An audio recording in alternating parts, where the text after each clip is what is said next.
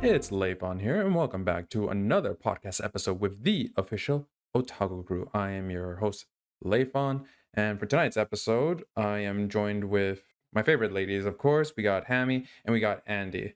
So, guys, I find it's very funny that a lot of the episodes that we've covered together has something to do with stylistic choices and or character design. Like the last episode I recall all three of us doing was fashion and anime and manga.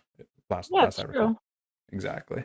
So for today's episode, it's very similar to that. We'll be discussing how well does manga or anime capture the human physique? Is it overly dramatized, or is it based on some sort of concept of realism?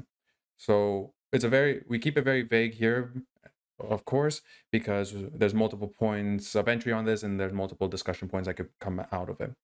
However, before I go there, fun fact actually is that, before I forget, all the official Otaku Crew podcast episodes can be found on Anchor.fm, Spotify, as well as YouTube at the official Otaku Crew. Andy, a while ago you sent me, I think it was an Instagram reel of the character designs that are used in anime and manga. They're like the human design is based off cats. Mm-hmm. They're all cats. That's the end of the episode. Okay, guys,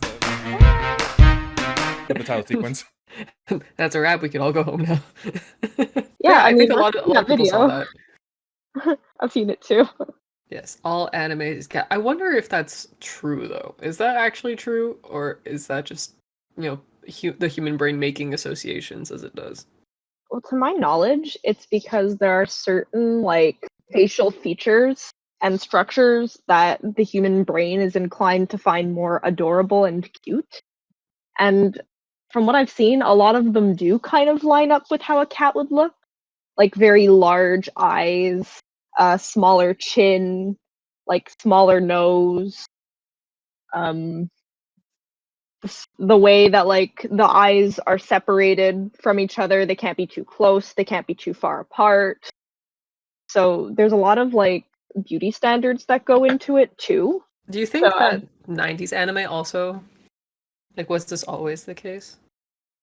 I was actually going to say, there's so many different art styles in anime, it's really hard to say. There's just a couple of, I guess, consistencies that I tend to notice.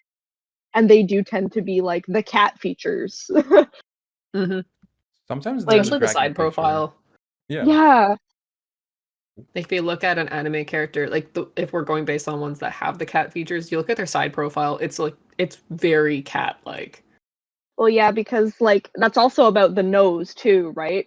Because that's a really big deal in the side profile. A very tiny nose with just the right tip, not too bulbous, but not too pointy. Yeah, and tiny the slope. And cute. Yeah, and the perfect little slope that doesn't look too angular. So, yeah. Those are cute.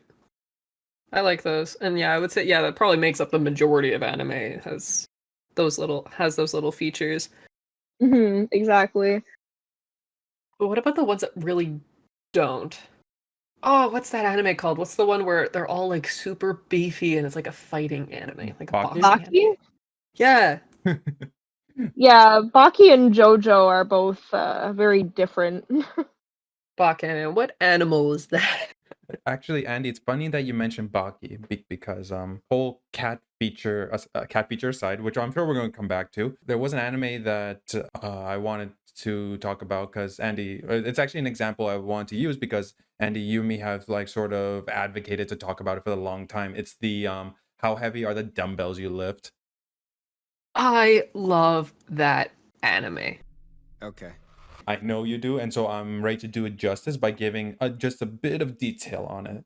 The details are as follows, because I'm trying to, introduce the author, or the studio and all that, like the previous episode. So it's written by Oh, I'm gonna butcher this name. Yabuko Sandrovich. It sounds very Russian, if I'm perfectly honest, but that's just me. I think you So pronounced that very well. thank you. That is it's written by, but the person who directed the anime itself was Mitsui Yamazaki, and they're known for also directing a series of other episodes. They have Attack on Titan, Monthly Girl Nozaki-kun, which is very cat face looking, if I had to say, and Durara. So those are, Oh shit. yeah, they're known for those ones, and of course you can see it in Durara a bit too. Let's be honest, the cat face and everything. I'm just saying. Oh god, yeah. Yeah, you know what I mean. But They took Shizuo's chin. I actually I see what you mean. Like all of them just look like it's there. It's progressively there, but also I know.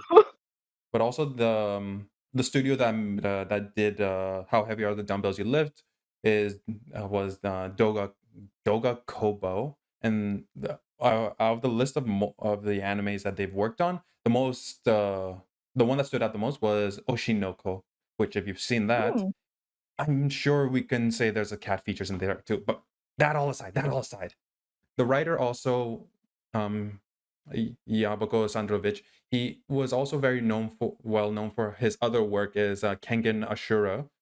It's another similar fighting anime, which had a crossover with Baki actually. So we got Baki, which is I don't know, how to even describe it. It's so overly dramatized and everything. And then you got a bit of the realism aspect I find in the Dumbbells anime. Oh, that's a good anime. I really like it. Oh, it was good. It was good. And for those who don't know, the Dumbbell anime, I'm not going to keep saying the whole title. That's going to take a little too much time if I kept saying it each and every time. Yeah. I find that anime specifically has a high degree of realism because it's grounded in covering like fitness and wellness. It follows our girl Hibiki who sees herself as overweight and she's not comfortable with her body image, and so she joins a gym, and in this gym there's a lot of the hints and tips on how to work out properly, like stretching, how to do it right. I don't know. Yeah, they're all all the- like valid Mhm. tips. Like it's actually a good anime to watch if you're just like if you don't know too much about basic fitness, and especially if you're working out at the gym. It's all the advice there is actually like solid advice. Oh, for sure. That's cool. I've seen it. I've actually Which seen I it at the like. gym myself. Like someone, like the way they do stretching in that anime. I see it actually at the gym. I'm like, they must have watched that anime if they know the secret. They must have. It's all the secrets. I'm on to It's you. all in the anime. Every gym bro has watched that anime. That's for sure. Oh, without a doubt. And you got Machio-san, who's like the apex of bodybuilding. Oh, speaking of anime physiques, my favorite trope is the guy who, he looks tiny. Mm-hmm. Like the old man or whoever, they look tiny when they're wearing a shirt, but the moment they take their shirt off, they're like fucking massive.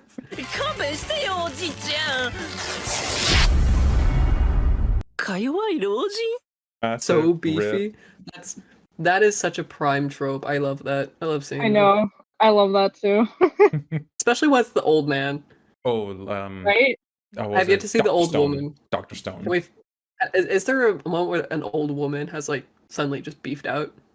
I want that. Give me my beefy old women. That's never going to happen. Ever, ever, ever, ever. I will get back to you on that. I'm sure there is. If there's beefy old men, young babies, young children, there has to be an old woman somewhere.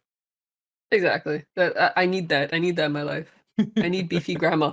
Yeah, so that's gonna be the trope for this podcast episode. Beefy grandma. Andy Simps for beefy grandma. That does not exist, or maybe she does. Exactly. Maybe it will exist after this. There's a demand, clearly. I doubt that. Oh yeah, just me. Yes. So Oh, I want it. I know you do, Andy.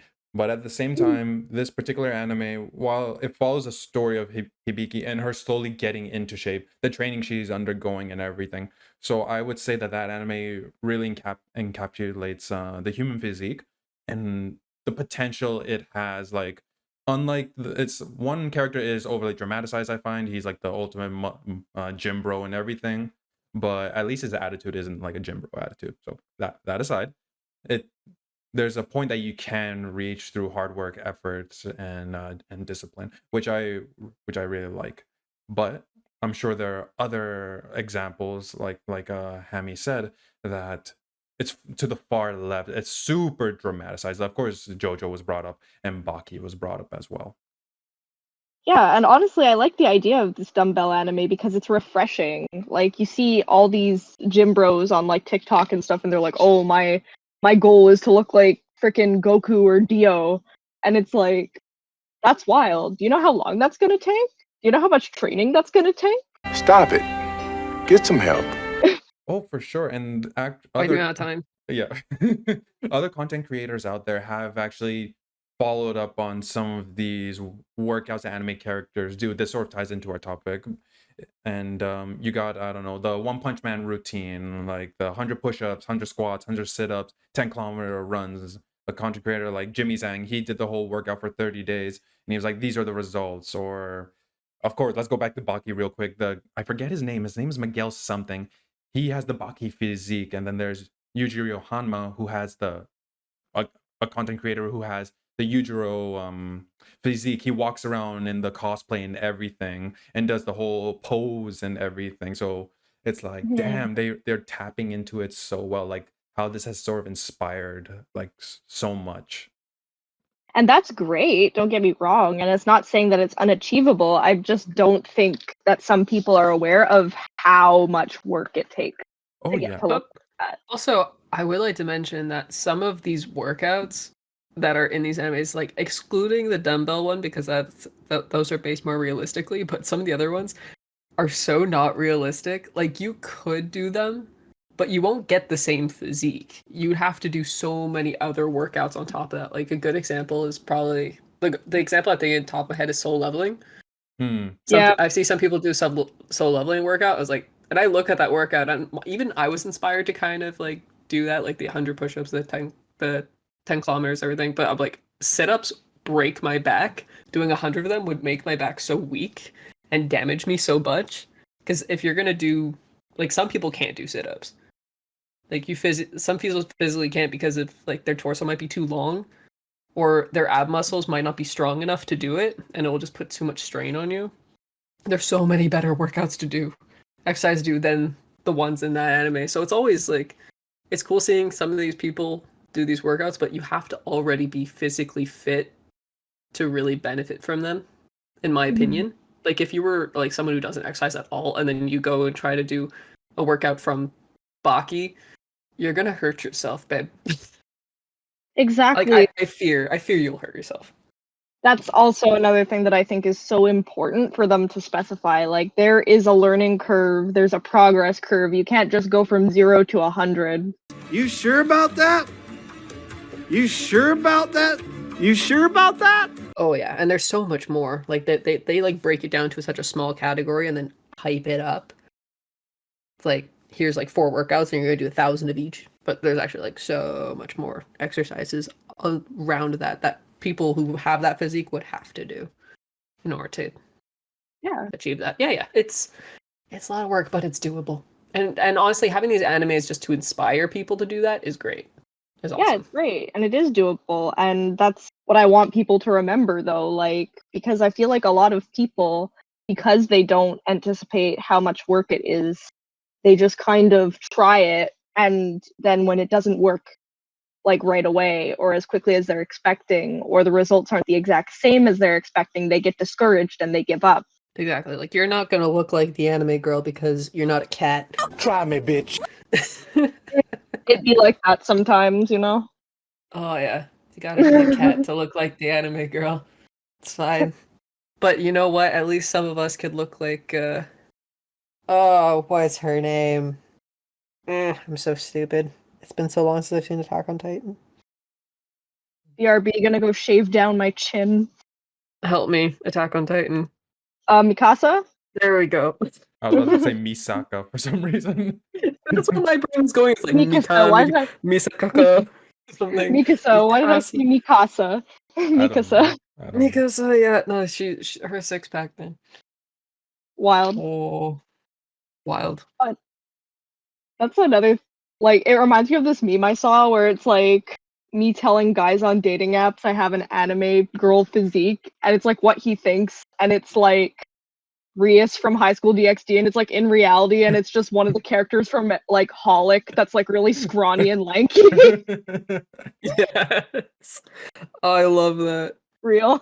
So far from all this, we can gather that with anime it doesn't always show like a one-to-one progression. Like it'll start from one place, it'll fast forward to another, and people try to adopt that. So like the results can be realistic, but if you choose to go after that, you have to do it at your own discretion. Be very careful, because like you said, Andy, you can't go like running 10 kilometers all of a sudden without any sort of training or a build up to it. But if we take I don't know, Saitama for example, at least like when he was starting to first do it, it showed the struggle. Like he was sweating and everything. It wasn't like, oh, I'm just going for a stroll. I'm gonna do this, break no sweat. If someone did that, I'd be very upset. So I like that anime and manga time to time, and if done correctly, they capture like the struggle that the person had to go to, and they keep showing the progression. But then you got a whole other what is it? The flip side of the coin, where everything is just weird. Where I don't know. I'm trying not to use JoJo as an example because I've talked about JoJo so many times. I'm thinking Doro. the who now? Dororo? Doro. Have any of you guys seen that one? Wait, A little bit. Give me a synopsis real quick. I'm blanking. Okay, let me look. It's kind of like an takes place in underground world. One of the characters has like a lizard head. Oh, okay. They're wizards, and then there's this like character with white hair who's like super beefy. I saw like all the physical characteristics in the anime are not what I usually see in anime, which I love. I love the art style; it's different. But yeah, if we're talking about physical characteristics, I find like some of the characters, it's just not all the characters have the basic character style. I feel like all the women in the in this show are either really beefy or like super tiny. Damn, there's just no in between. Unfortunately, no. Just kidding. Pretty much, it's like you're either a tiny little gremlin character or you are a big mommy with big mommy milkers. Boobies. Very accurate to the real world. Oh, of course. That's totally But realistic. I love it. But it's I like to think my world is more realistic. I don't know. Yeah, if we're talking about physical physiques and different ones, that's an example I'd give that isn't JoJo. Okay. I've seen some like snippets of it at best, so I can't say I've really watched it, but some of the designs and concepts I saw, I was like, okay, this looks very different than the norm for sure. Yeah, like none of the characters are built skinny. They're like typical thin. They're either built like boxy or they're built scrawny. I think that's cool. It's funny enough you say that, because another one that was on Netflix, I think it's called The Great Pretender. It's similar that there's no physically fit character. It's either you're super scrawny or you're just husky. If I had to use the word, you're either one or the other. Yeah, everyone's like really angular, but I think that's also the art style, which is a good point. Their art style is very different, very angular. I like it. Yeah, it's I also like the worth colors in mentioning. that one too. In general, art style also tends to really affect how like the human physique is depicted in anime. Like some art styles are more like tilted towards realism than others.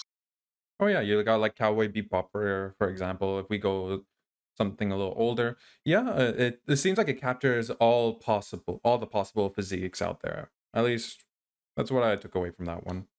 Yeah, if you go to the more popular animes, then some of them might look more or less the same. A lot of them, or more popular animes, I say that quote unquote. Like actually, I would say there's a lot of popular animes. They're all extremely like different art styles, but I find that there is like there's a big majority genre where they all look the same. Yeah. I don't know. Do you think that's because I feel like maybe because not all animes came from manga. True. Some just came from anime. I feel like anything that doesn't come from manga maybe might tend to look the same. Meanwhile, animes that do come from manga will look more unique because the manga was drawn that way. Oh, you mean like some of them were like light novels only and then became adapted to anime? Yeah, because if the art style was driven, like let's say if I had an idea for an anime and I give it to a studio, they're more likely going to be drawing it the same way as like Haiku or the Dumb Doll anime. Like all the characters look the same. The animation style and the drawing style is very like basic anime. Meanwhile, if you took an anime like Dora, which is a manga, and then gave that to a studio, they have to draw it that way, and it's different. They have to go based on the different art style. I mean, this is more like talking about art than physique, but from what I've noticed, there's also like this increasing pressure to make anime look super high quality and good. Not that there's a problem with that, because it's led to some really amazing like content, but at the same time, I feel like everybody's pressured to do a very similar art style because of that. Like everybody sees how successful Demon Slayer is, for example. They want to make their anime look like Demon Slayer. They don't want they don't want to take that risk and make it beautiful in their own unique way. Like even a lot of like raggedy or like considerably weird styles that I've seen, like I mean JoJo is a good example. It's different. It's very risky. It doesn't look like traditional anime.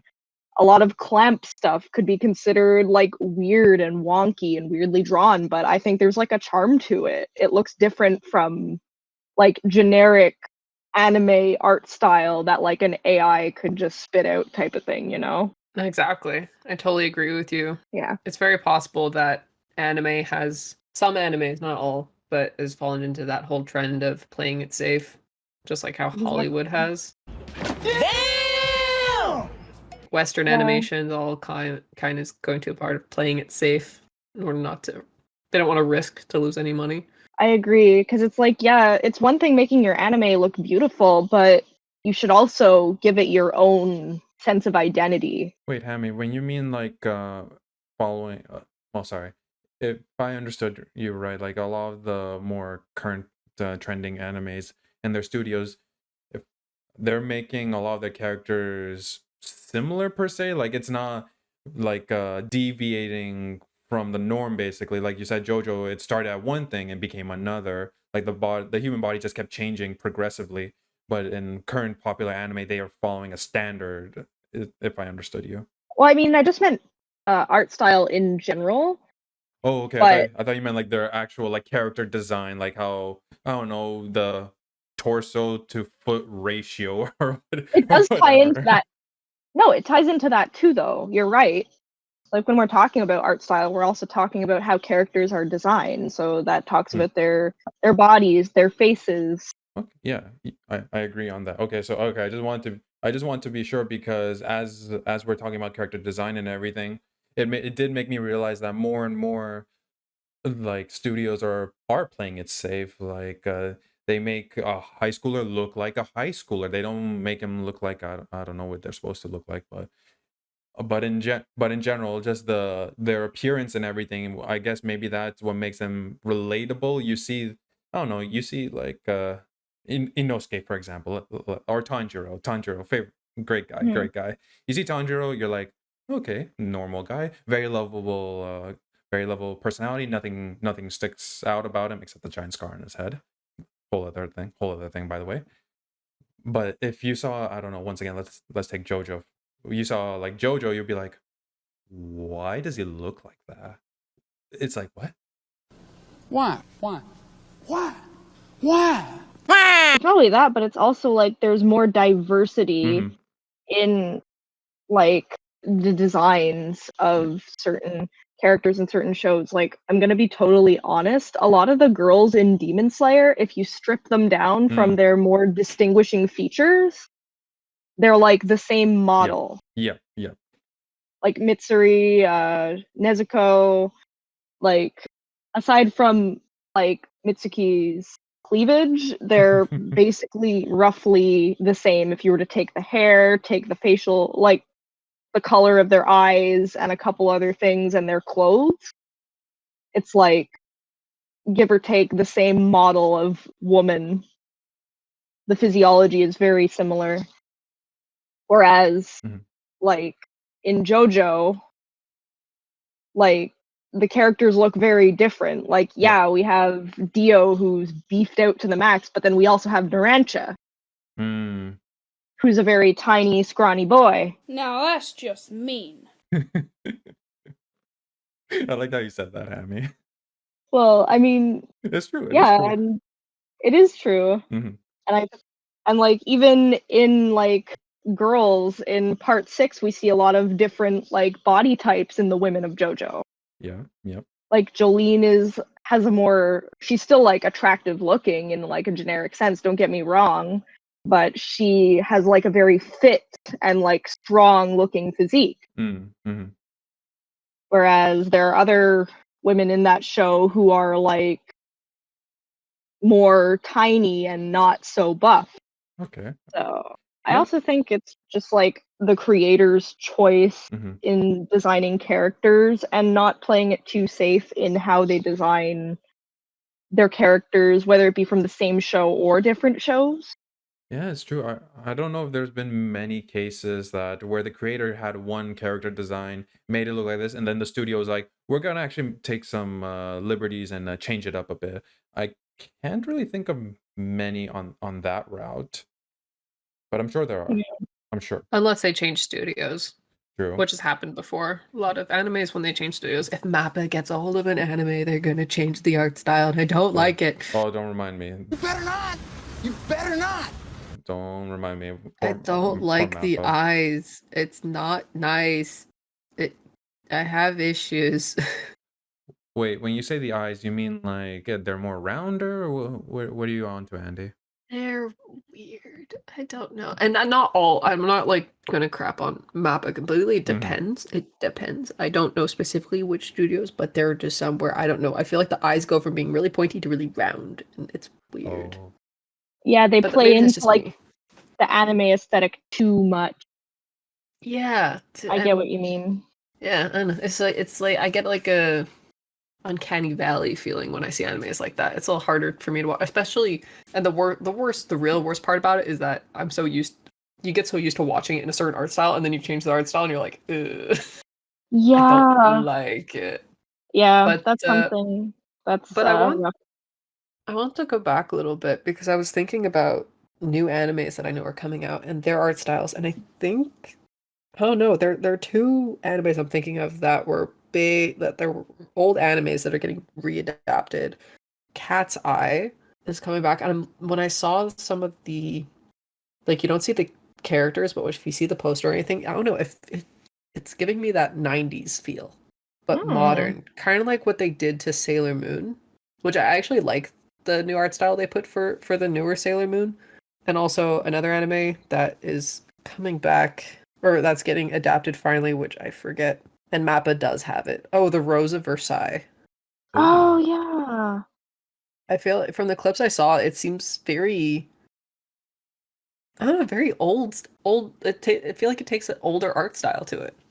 I don't know. I like it. So I'll give Mappa that win if it does look like that. The final. And it's good that you actually mentioned the Rose of Versailles. Well, just Versailles in general, because it just reminded me of another point where I've noticed that sometimes studios, when they it's probably based on the source material. I could be wrong, but the character is made in such a way that it captures like the. I'm thinking like I'm trying to find the right wording here. It's because it's very difficult to explain. The characters created Like in the such vibe? a way, yeah, that they fit into the time that the story takes place. Like which anime was it? The Chevalier d'Eon, for example. It's a whole breakaway from the typical stuff that was traditionally coming out, and it's more like this is the upper class gentleman. This is what they look like, very clean, very sharp features and everything, and he's a cross-dresser, totally different thing. but sometimes pieces that take place at certain points and the characters that they designed to fit those times, or what is it, the Patriot Moriarty, I found that was very similar. Like if they went with something else entirely different, like the generic anime cat face thing, it would not have fit in to the point in time Yeah, that the it anime wouldn't took have. place. Yeah, I Yeah, it wouldn't agree. have fit the style. So yeah, I like how there's some animes out there that, you know, have that older style, that older feel, that grasp a bit more of the older art style. And I must correct myself, Cat's Eye is an 80s anime. I said 90s, but 80s. It came out in the 80s.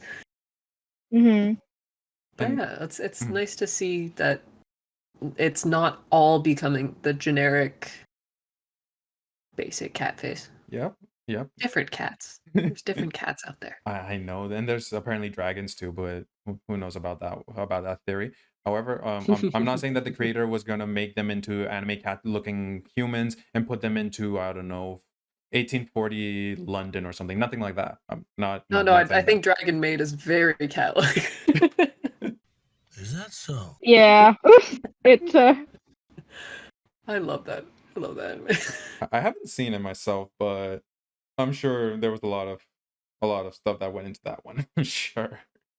I haven't mean, watched I've much of it watched either, it. but I read it. I watched it when I was in high school, and it was questionable, but it was still entertaining. It's gay. Nani? Absolutely, it's questionable. Not the gay part that's questionable, Andy. It's the part that, like, two of the gays in question are children. Oh, that's a good point, And actually. they kind of play it up, so it's like And then that's the weird part. I don't remember that. It's been so long. yeah, it's like, I'm You don't think sorry. about it when you're watching it. Me, this is problematic, Andy. Yeah, it's gay. I didn't say Typical problematic. Andy. What did you say? I know, Problematic? I'm joking. The only time anime being gay is problematic is when the United States gets a hold of it and dubbed and makes the gay lovers cousins instead of. Stop. Oh my god. And then that and then episode. I love Sailor Moon. Okay, I grew up on the dubbed, and then when I saw they stopped making it, I was like, why? It's like, oh, they couldn't keep up the cousin. The cousin, they couldn't. When they introduced transgender characters, that I think the United States studio that had it was like, yeah, no, we're done. We can't. It is insane to me that, like, these two were full on mouth kissing and they were trying to convince us they were cousins. Like, No! God, please, no! No! No!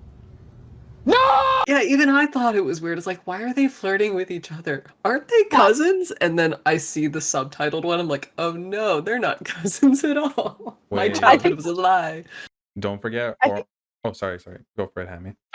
I was just gonna say, I think the funniest part is, like, they always inserted lines too to make sure we knew they were cousins. Like, I distinctly remember this one scene where they're like arm in arm, looking at each other lovingly, and then you just hear Sailor Moon go, and they're really good cousins too. That's basically the end. They were roommates. Yeah. Oh, it was so dumb. Like, why? Nana in the 90s would have had us convinced they were cousins. Oh my god, imagine. Imagine. Oh, they were cousins. They're real close cousins. I'm sorry, but who have thought that was a good idea? Where it's like, oh, they're lovers, but we can't show lesbians in an anime. What are we gonna do? Make them cousins. Like, you could have just made the best friends, you know, like kissing the homies goodnight type of best friends, not the. Why'd you gotta make them related? Because It just sweet makes it home weirder. Alabama. Yeah, literally. Also interesting that they didn't want to make them sisters. Like, they realized that would be crossing a line, but cousins is okay. Oh, oh my god, it's so confusing. Wow. Yeah, imagine what they would have done if they actually did try to write the transgender characters. Oh my goodness. Imagine. Like, what would they have to do to swing that? Huh. Like, are they women? Are they men? They're wearing skirts. Why? Are they cross-dressing? Who knows? Uno? I love Sailor Moon. I know you do, Andy. Same. I know. Truly a Ahead of product of it- its of its time, time. but in the best possible way. Oh, of course. Absolutely. Of course. I've been having the desire to rewatch some of the old Sailor Moons every once in a while. I don't know where I could find it. Probably Hulu or something. Wait, Andy, wasn't if I recall, when Sailor Moon was first introduced, like it was based off of the ideal American girl with the blonde hair and everything. This is what they look like: tall features, slender, and all that. I don't know. Well, I don't think so. I mean, the whole thing takes place in Tokyo. Yeah, I know. So they're all, I don't know. Maybe. She's from the moon. Yeah, no shit, Sherlock. I don't know what the author was on then. I just assumed that. I don't know. It is Maybe possible because because I was just gonna say I know the author took a lot of inspiration from like fashion magazines and like fashion culture. So it's possible that she was looking at a lot of like Eurocentric models as well when designing her characters. A little too much because Vogue. the A little too much. blonde was very popular back then. Yeah. The blonde, blue-eyed, Mm. Exactly. no longer popular anymore. That's okay. So okay. So We had our time. We had our time. yes, we did. So it's safe There are pretty women out there, and I'm saying that as a blonde, blue-eyed person. Okay, I'm not discriminating. I am a blonde, blue-eyed person. Yeah, guys, if you didn't know from our clear profile photo. Yeah, exactly. I look that badass all the time. Why the fuck you lying? So it's safe to say that anime manga is sort of it's different degrees and it depends on the anime and manga. And I know that's very vague, but that's what makes this topic so interesting, because the more you dissect it, the more you can like state these certain things. And so far that's what we have been doing. We've stated certain anime are like start at the norm. Well, we can start with cat faces and all that. That's a fun fact. And and that a lot of design and character physique is grounded in some sort of normality. However, the other examples slowly progress away from the normality and it gets a little more, I guess, creative and fun. I'm not going to say ridiculous. I would not say that, because that's beating on someone's work. I don't want to be that person. It gets more and more fun as you go along. And a lot of these different transformations that we see has sort of enticed people to be like, I want to try to get that physique. I want to reach that level. It's very inspiring, so to say.